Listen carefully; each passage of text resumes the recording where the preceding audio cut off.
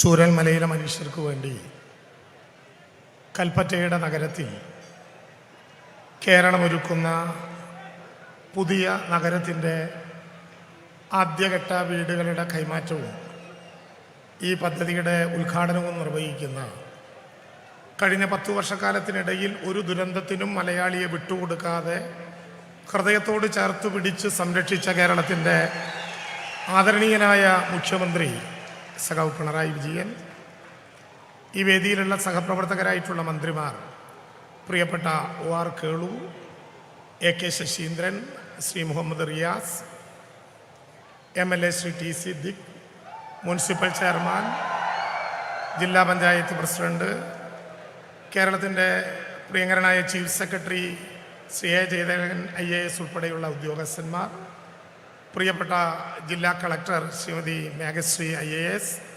വേദിയിലും സദസ്സിലുമുള്ള ഈ പ്രോജക്റ്റിൻ്റെ special officer സുഹാസും രാജമാണിക്യവും അടക്കം പ്രിയപ്പെട്ടവരെ, ദുരന്ത ബാധിതരായിട്ടുള്ള പ്രിയപ്പെട്ടവരെ, ഈ യോഗത്തിൽ എത്തിച്ചേർന്ന ആയിരക്കണക്കായ കേരളത്തിൻ്റെ മനുഷ്യ സ്നേഹമുള്ള പ്രിയപ്പെട്ടവരെ, സഹോദരി സഹോദരന്മാരെ, മുഖ്യമന്ത്രി സംസാരിക്കുന്ന വേദിയിൽ ദീർഘമായിട്ടുള്ള ഒരു അധ്യക്ഷ പ്രസംഗം പാടില്ലാത്തതാണ്. ഞാനതിന് മുതിരുന്നുമില്ല.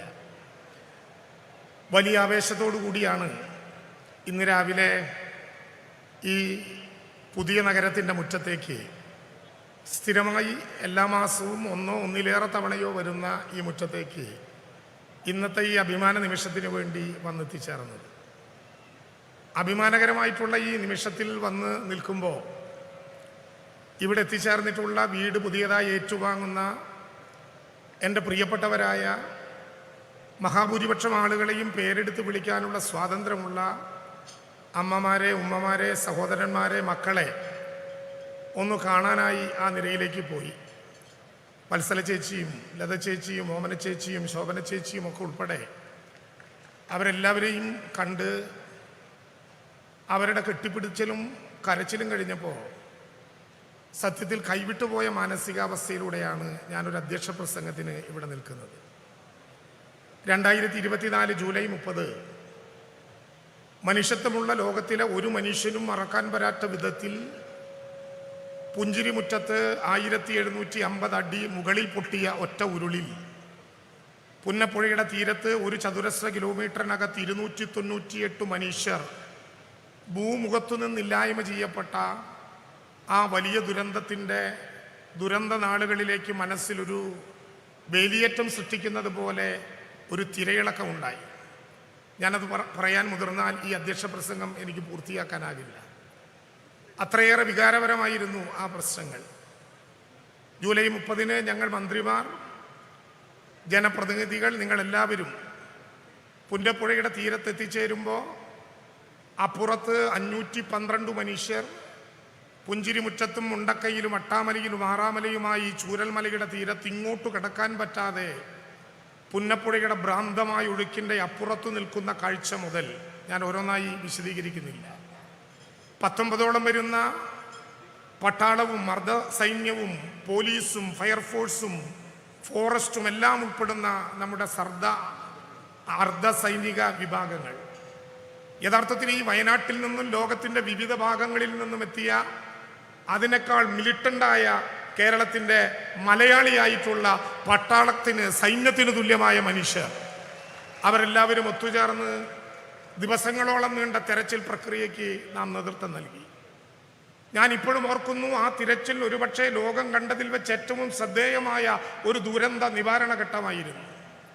സൺറൈസ് വാലിയുടെ അപ്പുറത്ത് സൂചിപ്പാറയിൽ മനുഷ്യ ശരീരത്തിന് സാദൃശ്യമായ സ്ഥലങ്ങൾ കണ്ടെത്തിയിട്ടുണ്ട് എന്ന് ഹെലികോപ്റ്റർ ദൃശ്യങ്ങളിൽ വ്യക്തമാക്കപ്പെട്ടപ്പോൾ സൂചിപ്പാറയിലേക്ക് നേരിട്ട് പോയിട്ടിറങ്ങാൻ ഒരു സാധ്യതയുമില്ലാതെ വന്നപ്പോൾ ദുരന്ത നിവാരണ പ്രക്രിയയിൽ ഒരു പുതിയ അധ്യായം സൃഷ്ടിച്ചുകൊണ്ട് ഹെലികോപ്റ്ററിൽ കഡാവർ ഡോഗ്സിനെ നേരിട്ടിറക്കി മനുഷ്യഗന്ധം മണത്തെടുത്ത് അവിടെ നിന്ന് കൊണ്ടുവന്ന ശരീരാവശിഷ്ടങ്ങൾ DNA ടെസ്റ്റിന് അയച്ചതുൾപ്പെടെ തെരച്ചിലിൽ ഒരു ലോക മാതൃക ദുരന്ത നിവാരണ രംഗത്ത് സൃഷ്ടിക്കാൻ നമുക്കായി. വടക്കൻ ഇന്ത്യയിൽ മരണപ്പെട്ടവരുടെ ഒഴുകി വന്നുകൊണ്ടിരിക്കുന്ന മൃതശരീരങ്ങളും ശരീരാവശിഷ്ടങ്ങളും JCB കൊണ്ട് വലിയ കുഴികുത്തി അതിലിട്ട് മൂടുന്ന അനുഭവങ്ങളുള്ള ഈ കേരളത്തിൽ പുത്തുമലയിലെ ബറയിൽ ഗ്രൗണ്ട് നിരവധികളായിട്ടുള്ള കണ്ടെത്താൻ പറ്റാത്ത, തിരിച്ചറിയാനാകാത്ത മൃതശരീരങ്ങളും ശരീരഭാഗങ്ങളും ലോകത്തിൻ്റെ എല്ലാ മര്യാദകളും പുലർത്തി സർവമത പ്രാർത്ഥന നടത്തി ബ്യൂഗിൾ സല്യൂട്ടോടെ കേരളത്തിലെ വിവിധങ്ങളായിട്ടുള്ള യുവജന സംഘടനാ പ്രവർത്തകർ ഇട്ടിരിക്കുന്ന PP കിറ്റിനകത്ത് ഏതു മതമാണ്, ജാതിയാണ്, രാഷ്ട്രീയമാണെന്ന് നോക്കാതെ സ്വന്തം അമ്മ പോലെ, ഉമ്മ പോലെ, അച്ഛൻ പോലെ, ഉപ്പ പോലെ, സഹോദരങ്ങളെ പോലെ സംസ്കരിക്കുന്ന അഭിമാനകരമായിട്ടുള്ള മലയാളിയുടെ മനുഷ്യ സ്നേഹത്തിന് പുത്തുമലയിലെ ബറയിൽ ഗ്രൗണ്ട് സാക്ഷ്യം വഹിച്ചു. അനുഭവങ്ങൾ ഇങ്ങനെ നിറഞ്ഞു പോവുകയാണ്. ആഗസ്റ്റ് 25-ാം തീയതി ബഹുമാനപ്പെട്ട മുഖ്യമന്ത്രിയുടെ നിർദ്ദേശപ്രകാരം ഈ മേപ്പാടിയുടെ കൽപ്പറ്റയുടെ വിവിധങ്ങളായ ഭാഗങ്ങളിൽ സ്ഥാപിച്ച 18 ക്യാമ്പുകളും ഒഴിവാക്കപ്പെട്ടു. അവസാനം ഓമനച്ചേച്ചിയും മോഹനേട്ടനും 8 കുടുംബാംഗങ്ങളുള്ള രേവതിയും പളനിസ്വാമിയും ശെൽവരാജും അടക്കം 5 പേരെ, 5 കുടുംബങ്ങളെ മാറ്റി ഓഗസ്റ്റ് 25-ന് ഇവിടെ എല്ലാ ക്യാമ്പുകളിൽ നിന്നും 1 മാസത്തിനകം താൽക്കാലിക വീടുകളിലേക്ക്, വാടക വീടുകളിലേക്ക്, ബന്ധുവീടുകളിലേക്ക്, സർക്കാർ ക്വാർട്ടേഴ്സുകളിലേക്ക് അങ്ങനെ മാറ്റുന്നതിൻ്റെ തലേ ദിവസം ബഹുമാനപ്പെട്ട മുഖ്യമന്ത്രി നിർദ്ദേശിച്ചതനുസരിച്ച് പുനരധിവാസ പ്രവർത്തനങ്ങളുടെ ജനാധിപത്യ ലോകമാതൃക സൃഷ്ടിച്ചുകൊണ്ട് ആ പുനരധിവാസ പ്രവർത്തനത്തിൻ്റെ ഭാഗമായി അന്നത്തെ കേരളത്തിൻ്റെ chief secretary V Venu IAS അവരെ നേരിൽ കേട്ടുകൊണ്ട് അവരോട് ചോദിച്ചു, എങ്ങനെയായിരിക്കണം പുനരധിവാസത്തെക്കുറിച്ച് നിങ്ങളുടെ അഭിപ്രായം? വീടുകൾ കൈമാറുന്ന ഈ സമയം ലോകത്തിൻ്റെ മറ്റൊരു മൂലയിൽ യുദ്ധവും പലായനവും നടക്കുകയാണ്. അന്ന് അവർ പറഞ്ഞു, ഞങ്ങൾ പുത്തുമലയിൽ നിന്ന് ചൂരൽമലയിലെത്തിയവരാണ്. ചൂരൽമലയിൽ നിന്ന് ഇനിയൊരു മലയിലേക്ക് പലായനം നടത്താൻ ഞങ്ങൾക്ക് വയ്യ. ഞങ്ങളെ നിങ്ങൾ പല സ്ഥലങ്ങളിലേക്ക് പറഞ്ഞു വിടരുത്. ഞങ്ങളെ നിങ്ങൾ ഒറ്റപ്പെടുത്തരുത്, പല മേഖലകളിലാക്കി മാറ്റരുത്. അവശേഷിക്കുന്ന ഞങ്ങൾക്ക്, ദൈവം ഞങ്ങളിൽ നിന്ന് എടുത്തു കൊണ്ടുപോയവരിൽ ബാക്കി വരുന്ന ഞങ്ങൾക്ക് ഒരുമിച്ചു താമസിക്കാൻ, ഒരുമിച്ചു ജീവിക്കാൻ ഒരിടം ഞങ്ങൾക്ക് വേണം. അത് പുനരധിവാസ പ്രവർത്തനത്തെക്കുറിച്ച് ജനാധിപത്യപരമായി ചർച്ച ചെയ്തപ്പോൾ ദുരന്തബാധിതരായ മനുഷ്യർ നെഞ്ചിൽ തട്ടി ഞങ്ങളോട് പറഞ്ഞ ഏറ്റവും പ്രധാനപ്പെട്ട കാര്യമാണ്. ഇത്രയും വലിയൊരു നഗരം സൃഷ്ടിക്കാൻ പറ്റുമെന്ന് ഞങ്ങൾക്കറിയില്ല. അതിനു പറ്റുന്ന ഒരു പുനരധിവാസത്തിൻ്റെ മാതൃകകളൊന്നുമില്ല. കേരളത്തിൻ്റെ മാത്രമല്ല, ഇന്ത്യയുടെ ആർക്കവൈസുകളിൽ ദുരന്തബാധിതർക്കൊരു നഗരമുണ്ടാക്കിയതിൻ്റെ ഒരു മുന്നനുഭവങ്ങളും ഞങ്ങളുടെ മുമ്പിലില്ല. പക്ഷേ കേരളത്തിൻ്റെ ബഹുമാനപ്പെട്ട മുഖ്യമന്ത്രി സഖാവ് പിണറായി വിജയൻ ഇച്ഛാശക്തിയോടെ പറഞ്ഞു, അവർക്ക് സ്വന്തമായി നാം ഒരു നഗരമുണ്ടാക്കും. എന്ത് വില കൊടുക്കേണ്ടി വന്നാലും, എത്ര പ്രയാസപ്പെടേണ്ടി വന്നാലും ഒരു നഗരമുണ്ടാക്കും. ആ ഘട്ടത്തിൽ പുതിയതായി രംഗപ്രവേശം ചെയ്ത ഒരുപാട് സാമ്പത്തിക വിദഗ്ധന്മാർ കിട്ടാവുന്ന കാൽക്കുലേറ്ററുകളെല്ലാം നിരത്തി വെച്ചുകൊണ്ട് ഞങ്ങളോട് പറഞ്ഞു, കിട്ടിയ കാശ് എത്ര പേർക്കാണ് കൊടുക്കാൻ ഉദ്ദേശിക്കുന്നതെങ്കിൽ അതുകൊണ്ട് ഹരിച്ച് ആ തുക ഓരോരുത്തരുടെയും കയ്യിൽ ഏൽപ്പിച്ചാൽ നിങ്ങൾക്ക് പണി നിർത്തി അങ്ങ് പോയിക്കൂടെ? എന്തിനാണ് നിങ്ങൾ ഈ പണം ഇങ്ങനെ എടുത്തു വെച്ച് ആർക്കും കൊടുക്കാതെ സൂക്ഷിക്കുന്നത്? എത്രയേറെ വിമർശനങ്ങൾ, എത്രയേറെ അഭിപ്രായ പ്രകടനങ്ങൾ. ഒന്നും കുലുങ്ങിയില്ല ഇച്ഛാശക്തിയുള്ള ഈ കേരളം. അവരോട് ഞങ്ങൾ പറഞ്ഞ കാര്യം, ഇന്ന് ഈ 178 കുടുംബാംഗങ്ങളെയും നേരിൽ പോയി കണ്ടയാളാണ് ഞാൻ. ഇന്നവർ പറയുന്ന കാര്യം, അന്നു ഞങ്ങൾക്ക് ഏതെങ്കിലും വിധത്തിലുള്ള പണം തന്നൊടിപ്പിച്ചെങ്കിൽ ഇന്ന് കൂട്ടിമുട്ടാൻ കഴിയാത്ത വിധത്തിൽ ലോകത്തിൻ്റെ പല ഭാഗങ്ങളിൽ ഞങ്ങൾ ഒറ്റപ്പെട്ടു പോയേനെ. ഒരുപക്ഷെ സുനാമി ദുരന്തത്തിലുണ്ടായി പല വഴികളിൽ പിരിഞ്ഞതുപോലെ ലോകത്തിൻ്റെ വിവിധ വഴികളിൽ ഞങ്ങൾ പിരിഞ്ഞു പോയേനെ. അങ്ങനെ ഞങ്ങൾക്ക് പിരിഞ്ഞു പോകാൻ ഇഷ്ടമില്ല എന്ന് ഞങ്ങളോട് പറഞ്ഞപ്പോൾ, സ്വന്തമായി കയ്യിൽ ഭൂമിയില്ലാതിരുന്നിട്ടും, വയനാട്ടിൽ റവന്യൂ ഭൂമിയില്ലാതിരുന്നിട്ടും ആ ആവശ്യം ഉന്നയിച്ചപ്പോൾ മുഖ്യമന്ത്രിയുടെ നിർദ്ദേശപ്രകാരം ഈ കൽപ്പറ്റയിലെ 25 എസ്റ്റേറ്റുകൾ ഞങ്ങൾ കണ്ടു. ആ 25 എസ്റ്റേറ്റുകളിൽ ജോൺ മത്തായി സുരക്ഷിതം എന്ന് പ്രഖ്യാപിച്ച 9 എസ്റ്റേറ്റുകളെ നോക്കിക്കണ്ടു. ആ 9 എസ്റ്റേറ്റുകളിൽ എൽസ്റ്റോൺ ഉൾപ്പെടെ 2 എസ്റ്റേറ്റുകൾ ഈ കേരളത്തിലെ ഗവൺമെന്റ് ഏറ്റെടുത്തത്, പ്രിയപ്പെട്ടവരെ, ഈ ദുരന്തം നടന്ന് 63ാമത്തെ ദിവസം ആ 2 എസ്റ്റേറ്റുകളും ഈ കേരളത്തിൽ ഏറ്റെടുത്തു. ഒക്ടോബർ 4-ാം തീയതി ദിവസം മറക്കാനാകില്ല. ഒക്ടോബർ 4-ാം തീയതി ഏറ്റെടുത്ത ആ ഭൂമി അന്നു മുതൽ പണിയാൻ പറ്റിയിരുന്നെങ്കിൽ 2025 ജൂലൈ 30 ആദ്യത്തെ ദുരന്ത ദിനത്തിൽ എല്ലാവർക്കും ആ വീടുകൾ കൊടുക്കാൻ ഞങ്ങൾക്ക് സാധ്യമാകുമായിരുന്നു. എന്നാൽ ഒക്ടോബർ 4-ാം തീയതി ഈ ഭൂമി ഏറ്റെടുത്തപ്പോൾ ആ ഭൂമി ഏറ്റെടുക്കുന്നതിനെതിരെ കോടതി വ്യവഹാരങ്ങളിലേക്ക് കടന്നു. 2024 ഡിസംബർ 27-ാം തീയതി LAR 2013 അനുസരിച്ച് ഭൂമി ഏറ്റെടുക്കാനുള്ള സർക്കാരിന്റെ നിർദ്ദേശം കോടതി അംഗീകരിച്ചു. പക്ഷേ അപ്പോഴും ഭൂമിയിൽ പണി ചെയ്യാൻ അനുവദിച്ചില്ല. മാർച്ച് 27-ാം തീയതി ഈ നഗരത്തിൽ ബഹുമാനപ്പെട്ട മുഖ്യമന്ത്രി 410 വീടുകളുടെ തറക്കല്ലിട്ടിട്ടും കേരളത്തിലെ ഹൈക്കോടതി വ്യവഹാരങ്ങൾ പിന്നെയും തുടർന്നു. ഏപ്രിൽ 11 രാത്രി വൈകി കോടതി പിരിയുന്നതിൻ്റെ തലേ ദിവസം ഈ ഭൂമി ഏറ്റെടുക്കാനുള്ള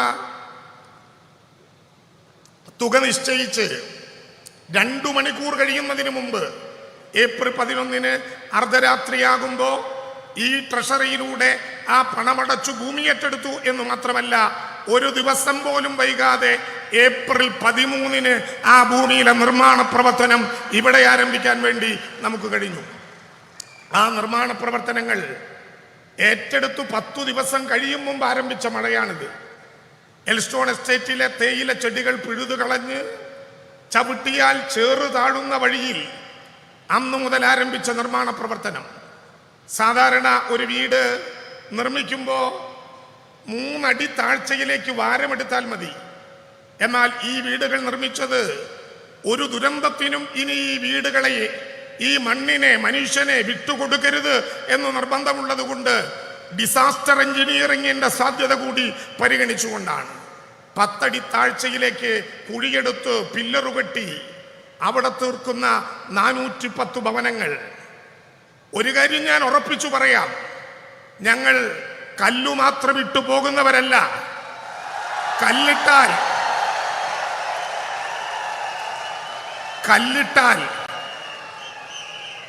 കല്ലിൽ കല്ല് വയ്ക്കും, കല്ലിന്റെ മീതെ കല്ല് കെട്ടും, അതൊരു വീടാകും. അത് തീരുമാനിച്ച മനുഷ്യന്റെ കൈകളിലേക്ക് ഞങ്ങൾ സമ്മാനിക്കും.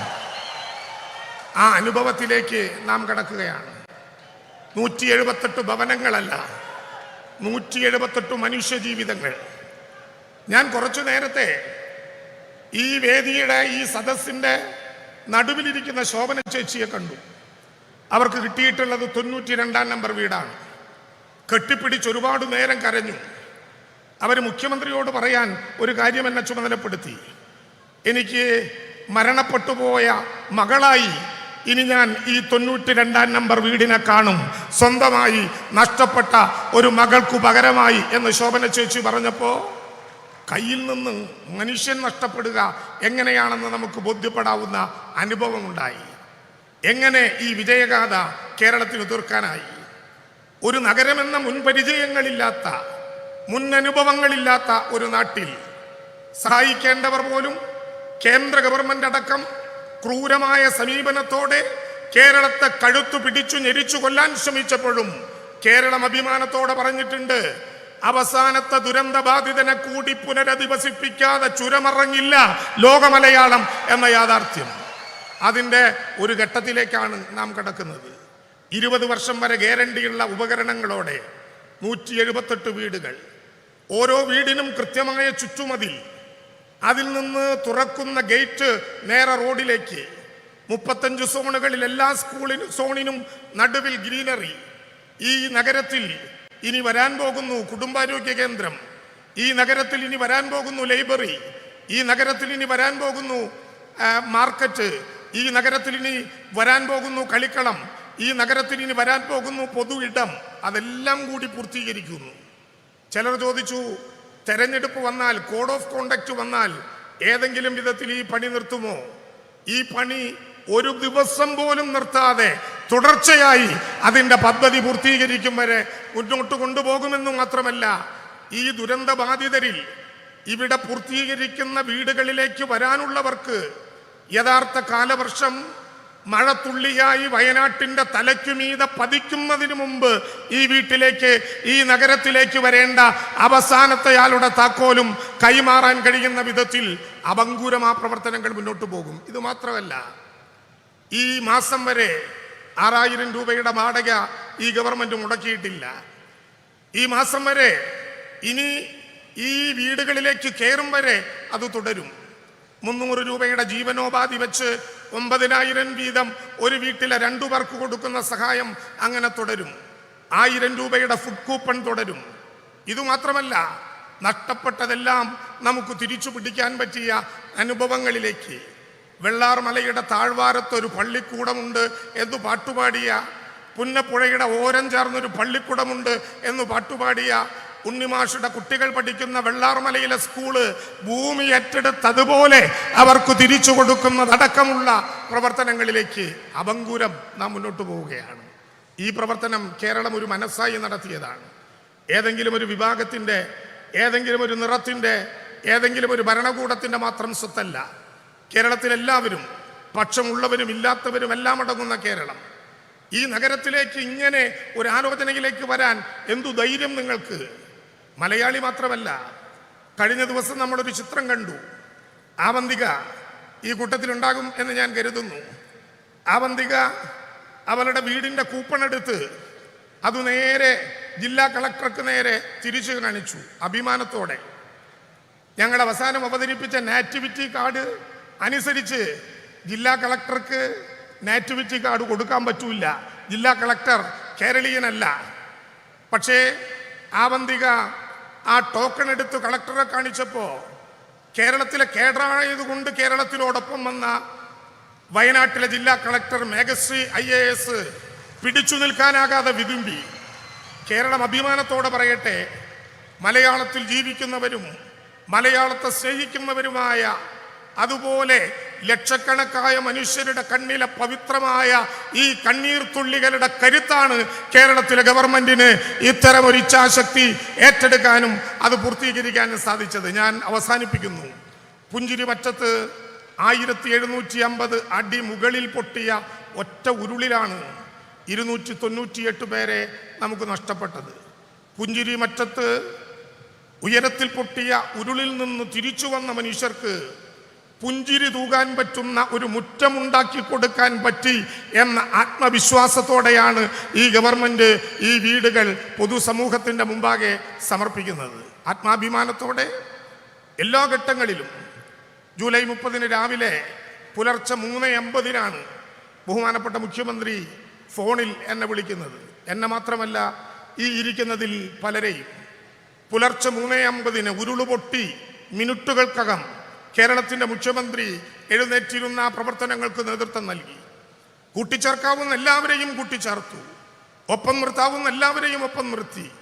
മനുഷ്യനായി മണ്ണിൽ ജീവിച്ചവൻ്റെ വികാരങ്ങൾ പൂർണ്ണമായി ഇതിനോടൊപ്പം ഉണ്ടായി. ഞങ്ങൾ പറഞ്ഞു, ഈ നഗരത്തിലേക്ക് സംഭാവന ചെയ്ത എല്ലാവരുടെയും പേരുകൾ ഓരോ വീടിൻ്റെയും മുമ്പിൽ പ്രദർശിപ്പിക്കുകയല്ല, ഇവിടെ വയ്ക്കുന്ന ഒരു പുതുശിലയിൽ അവരുടെ എല്ലാം പേരുണ്ടാകും.